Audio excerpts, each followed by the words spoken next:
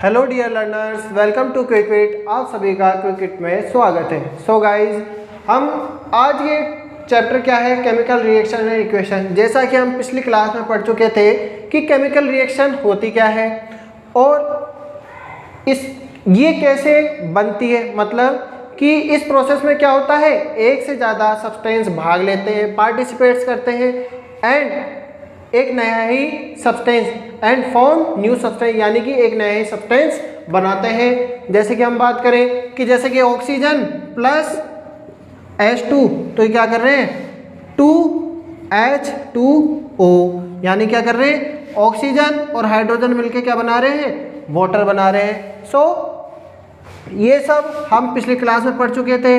इसके कैरेक्टर पढ़ सकते हैं कि भाई एक केमिकल रिएक्शन से क्या क्या होता है, एक नया सब्सटेंस बनता है और एक नया सब्सटेंस बनने के साथ साथ नई गैस का फॉर्म होता है।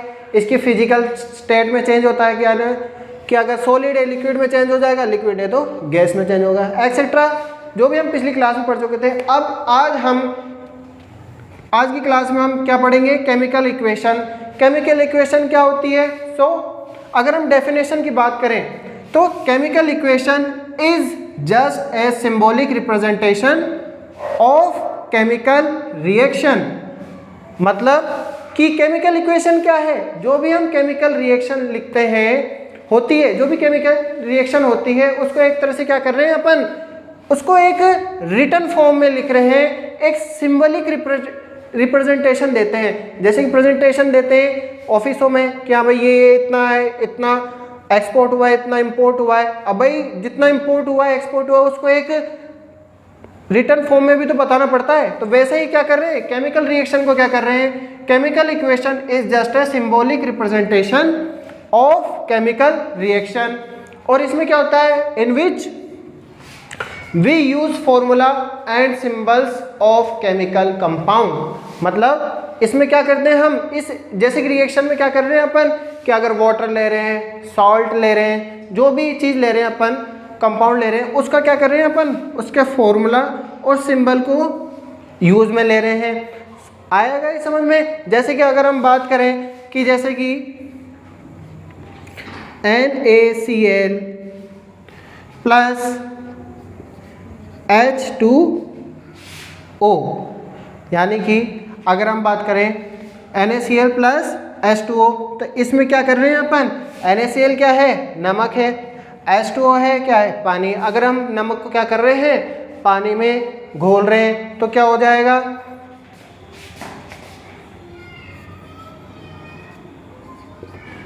NaOH, sodium hydroxide and HCl, sorry एक minute, HCl plus NaOH, HCl plus NaOH। तो इसमें क्या कर रहे हैं, HCl क्या है, एसिड है, NaOH क्या है, बेस है, हाइड्रोक्लोरिक एसिड और सोडियम हाइड्रोक्साइड। अगर ये रिएक्शन करते हैं तो इसमें क्या हो गया, NaCl प्लस H2O। तो इसमें क्या कर रहे हैं कि जब हमने एक एसिड और एक बेस को आपस में रिएक्ट करवाया, तो वैसे हम फिजिकल तौर पे हम उसको क्या करते हैं, टेस्ट ट्यूब और बीकर में क्या करते हैं अपन, उसका रिएक्शन करवाते हैं। लेकिन जब हम उसको रिटन फॉर्म में लिखें या सिंबॉलिक रिप्रेजेंटेशन करें तो उसको कैसे करेंगे, यानी कि उसको उसका फॉर्मूला लिख रहे हैं, उसकी स्टेट लिखेंगे। अगर ये सॉलिड है, ये सॉलिड है, ये भी क्या है, सॉलिड है, ये क्या है, लिक्विड है ना। तो यहाँ पर क्या है, हाइड्रोक्लोरिक एसिड, सॉरी ये सॉलिड है, लिक्विड है, हाइड्रोक्लोरिक एसिड को और NaOH को क्या करा अपन ने, उसके केमिकल फॉर्मूले के नाम लिखे और एरो के डायरेक्शन में हम क्या बता रहे हैं, ये रिएक्टेंट है, ये प्रोडक्ट है। तो NaCl हो गया अपना, क्या हो गया, साल्ट, और ये क्या हो गया, H2O, वाटर। तो कहने का मतलब ये है कि chemical equation is just a symbolic representation in which we use formula and symbols of chemical compound. मतलब इसमें क्या कर रहे हैं हम, केमिकल रिएक्शन को एक तरह से उसके सिंबल्स और कंपाउंड के सिंबल्स और जो भी क्या कहते हैं इसकी स्टेट के बारे में बताना पड़ता है, उस सब को हम एक रिटन फॉर्म में लिख रहे हैं। ओके गाइज,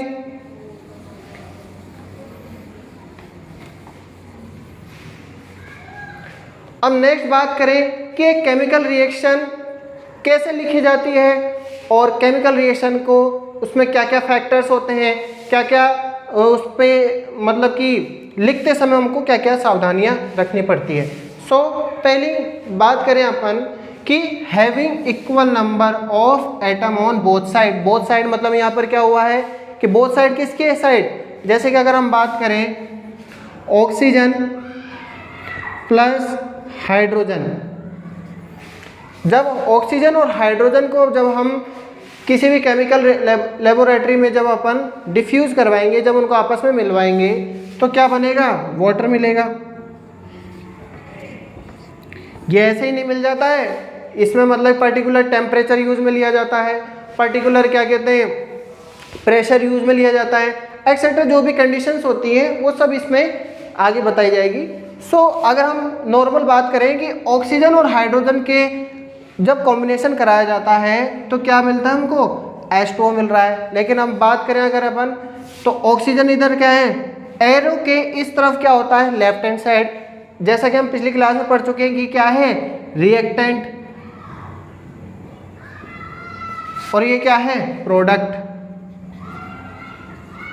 यानी कि एरो के इस साइड, यानी ये तो लेफ्ट हैंड साइड हो गया और ये राइट हैंड साइड हो गया, तो इस तरफ दोनों तरफ जो है एटम्स क्या होने चाहिए, बराबर होने चाहिए। कैसे कि अगर हम बात करें ऑक्सीजन इधर कितने हैं, 2, इधर कितना है, 1 ही है इधर, तो मतलब कि अगर LH लेफ्ट हैंड साइड की बात करें तो ऑक्सीजन कितना है, लेफ्ट हैंड साइड 2 है और राइट हैंड साइड क्या है, 1 ही है। तो क्या करेंगे आप इसके आगे 2 लगा दो, इधर नहीं, सॉरी इधर नहीं लगा सकते, इस तरफ लगाओ, इधर तो पहले ही 2 है, इधर लगाएंगे 2, है ना। और अब हाइड्रोजन की बात करें तो हाइड्रोजन कितना है, इधर 2 है और इधर 4 है, तो इसको कैसे करेंगे, इसको ऐसे करेंगे, लेफ्ट हैंड साइड कितना है 2 और राइट हैंड साइड कितना है 4,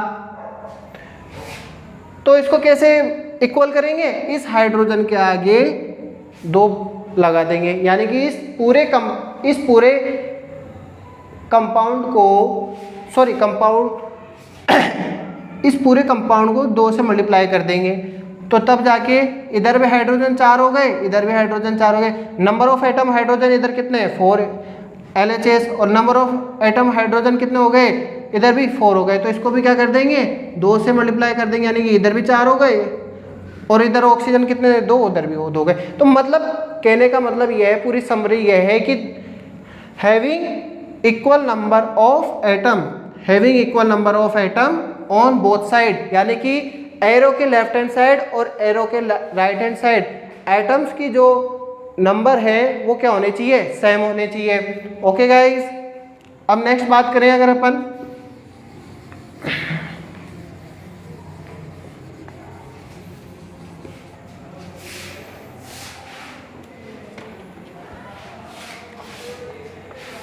अब बात करें हीट की। भाई हीट को कैसे रिप्रेजेंट करें, एक केमिकल रिएक्शन में वो हीट प्रोड्यूस कर रही है कि नहीं कर रही है, हीट वो एक क्या कहते हैं हीट की प्रेजेंस में हो रही है एक्सेट्रा, उसको कैसे रिप्रेजेंट करेंगे। सो अगर हम नॉर्मल बात करें कि कैल्शियम कार्बोनेट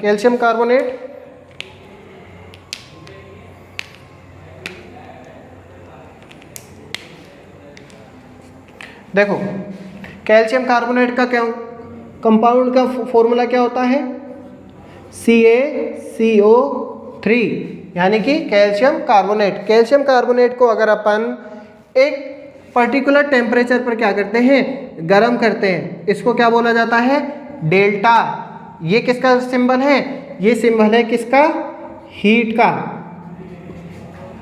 ओके, तो कैल्शियम कार्बोनेट को अगर हम जब अपन गर्म करेंगे तो ये किस में चेंज हो जाएगा, calcium oxide plus CO2। Okay, मतलब कि जब अपन ने कैल्शियम कार्बोनेट क्या है, एक सॉलिड फॉर्म में है, ठीक है। इसको जब अपन ने गर्म करा तो कैल्शियम ऑक्साइड मिला, ठीक है, CaO, और कार्बन डाइऑक्साइड, कार्बन डाइऑक्साइड क्या है, गैस है। ओके, और अगर हम बात करें सनलाइट की बात करें तो क्या सनलाइट के कैसा है, सनलाइट की रिएक्शन की बात करें, सनलाइट को कैसे रिप्रेजेंट करेंगे, तो बस और कुछ नहीं है, जो एरो होता है उस पर लिखना होता है। जैसे कि बात करें अपन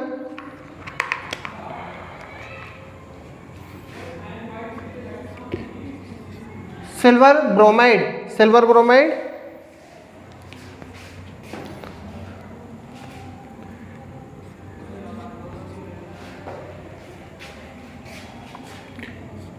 ब्रोमाइड को अगर सन की प्रेजेंस में रखा जाता है, सनलाइट की प्रेजेंस में रखा जाता है, तो क्या बनता है, सिल्वर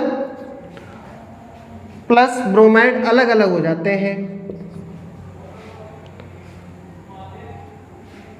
सिल्वर और ब्रोमीन अलग अलग हो जाते हैं। अब इसको वही बैलेंस की बात करें तो इधर 2 लगा दो, अब 2Ag हो गया तो इधर लगा दो 2, तो 2AgBr प्लस 2AgBr2, ये क्या है, ये सनलाइट को रिप्रेजेंट करने का फॉर्मूला है, ठीक है। प्रेशर बात करें कि भाई कितना प्रेशर, प्रेशर को किससे डिनोट करते हैं, एटमॉस्फेरिक प्रेशर। तो इसको कहाँ पर कितने प्रेशर पे ये क्या हो रही है, रिएक्शन प्रोसेस हो रही है, तो इसको कैसे रिप्रेजेंट करेंगे, एरो के ऊपर 80 एटमॉस्फेरिक प्रेशर लिख देंगे। तो कितना है ये, 1 एटमॉस्फेरिक प्रेशर है कि 2 एटमॉस्फेरिक प्रेशर है, जो भी कंडीशन है उसको हम एरो के ऊपर लिख दिया जाएगा। ओके गाइज, अगर हम अब नेक्स्ट बात करें गैस को कैसे रिप्रेजेंट करेंगे, देखो गैस को कैसे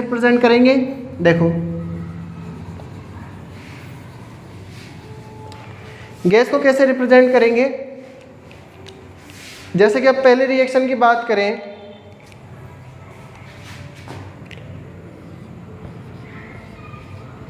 CaCO3 कैल्शियम कार्बोनेट, वही रिएक्शन, इसमें क्या होगा, कैल्शियम ऑक्साइड प्लस CO2, इसमें क्या हो रहा है, कार्बन डाइऑक्साइड क्या है, गैस।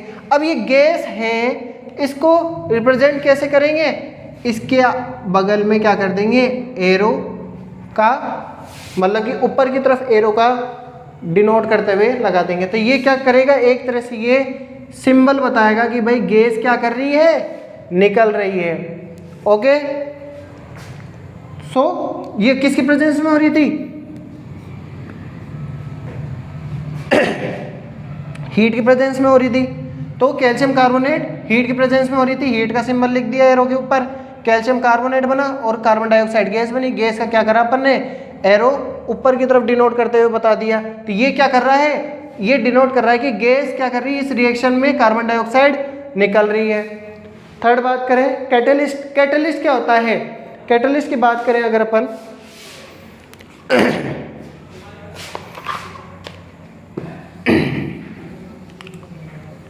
कैटलिस्ट की अगर हम एक तरह से डेफिनेशन की बात करें, कैटलिस्ट होता क्या है,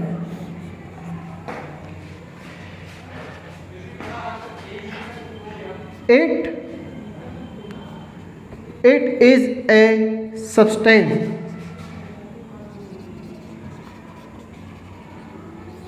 which increase or decrease,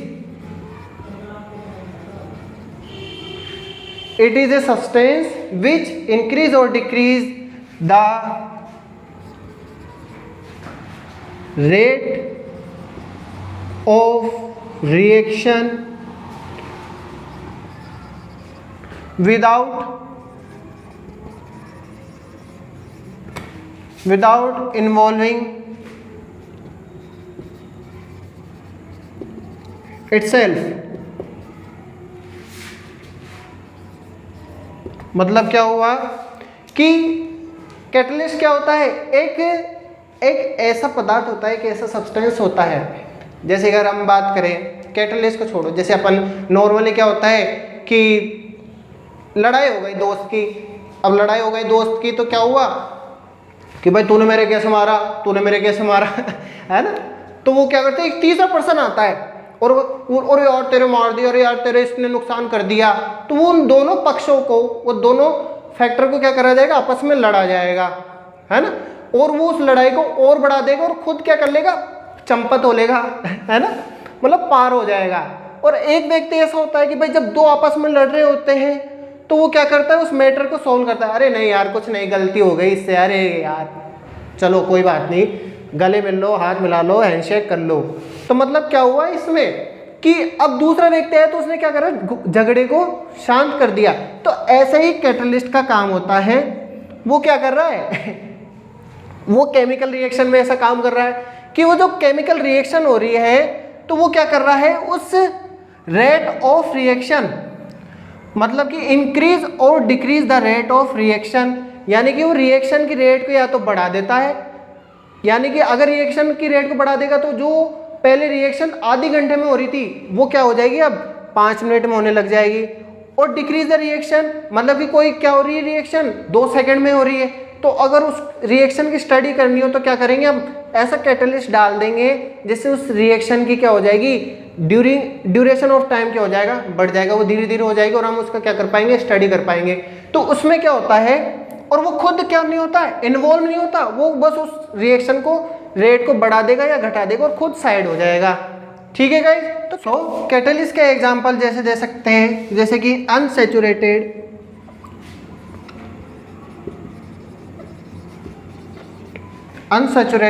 hydrocarbon, unsaturated hydrocarbon, जैसे कि हम कई बार सुनते हैं कि अनसैचुरेटेड फैट है, जो भी एक्सेट्रा ऐड में देखते हैं अपन, टीवी के ऐड में देखते हैं कि इस ऑयल में अनसैचुरेटेड फैट है, इसमें अनसैचुरेटेड फैट नहीं है, इसमें सैचुरेटेड फैट है, एक्सेट्रा जो भी वो चीज़ क्या होती है वो देखो। अब जैसे अनसैचुरेटेड हाइड्रोकार्बन है, इसकी हमने किसकी प्रेजेंस में कराई, निकल और पैलेडियम। ये क्या है, निकल और पैलेडियम, ये दोनों क्या है, धातु है। यहाँ पर ये क्या काम कर रही है, एज ए कैटलिस्ट के तौर पे काम कर रही है। ठीक है। तो ये क्या करें, जब निकल और पैलेडियम की रिएक्शन करवा दी हमने अनसैचुरेटेड हाइड्रोकार्बन से, तो ये किस में चेंज हो गया, सैचुरेटेड हाइड्रोकार्बन में।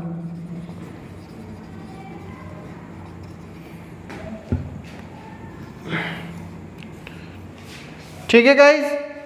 अब नेक्स्ट बात करें अपन प्रेसिपिटेशन, मतलब कि प्रेसिपिटेशन क्या होता है कि जब भी कोई रिएक्शन होती है तो उसमें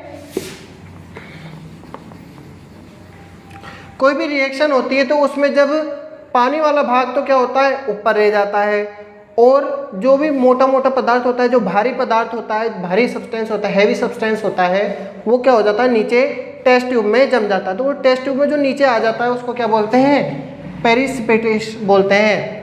ठीक है।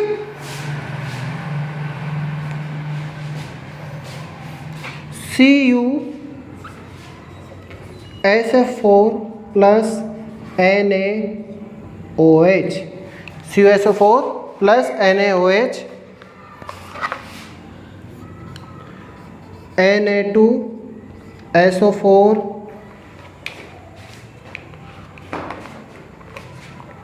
प्लस CuOH का होल ट्वाइस।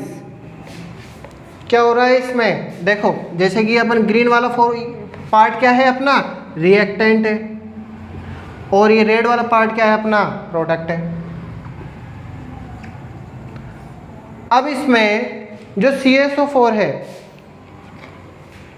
CSO4 क्या होता है, कॉपर सल्फेट। ये क्या है, एक तरह का साल्ट बोल सकते हैं इसको। ठीक है। और सोडियम हाइड्रोक्साइड की जब हमने CuSO4 के साथ रिएक्शन करवाई तो क्या हुआ, Na2SO4 सोडियम सल्फेट बना और क्या बना, कॉपर हाइड्रोक्साइड। अब जब इसकी रिएक्शन करवाते हैं तो ये कॉपर हाइड्रोक्साइड क्या होता है, ये नीचे की तरफ मिलता है, पेरिसिपेट बनता है। तो इसको कैसे केमिकल इक्वेशन में कैसे डिनोट करते हैं, नीचे की तरफ एरो करके। आ गया समझ में कि इस तरीके से हम पेरिसिपेट को दर्शाएंगे। फिजिकल स्टेट की बात करें अगर अपन, फिजिकल स्टेट तो क्या है, 4 तरीके की होती है फिजिकल स्टेट,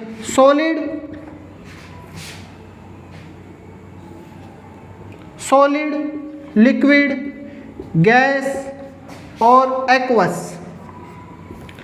अब भाई सॉलिड यानी ठोस, जो ठोस में होगा, लिक्विड जो तरल अवस्था में होगी, गैस जो मतलब कि हवा के फॉर्म में, जो भी गैसियस फॉर्म में होगा, ठीक है। और एक्वस सॉल्यूशन क्या होता है, एक्वस सॉल्यूशन ये होता है कि ऐसा सब्सटेंस जिसको हम क्या करें, हम पानी के अंदर घोल के बनाते हैं। आगे समझ में, जैसे सोडियम क्लोराइड है, सोडियम क्लोराइड को क्या कर रहे हैं अपन, जैसे कि सोडियम क्लोराइड को H2O में घोलते हैं तो Na और Cl ये दोनों क्या है, एक्वस फॉर्म में मिलेंगे हैं। मतलब क्या करा, सोडियम क्लोराइड को जब H2O में यानी वाटर में घोला तो सोडियम और क्लोराइड दोनों के क्या बन जाएंगे, एक्वस फॉर्म बन जाएंगे। तो ये 4 तरीके की फिजिकल स्टेट होती है। अब इसको कैसे डिनोट करेंगे हम,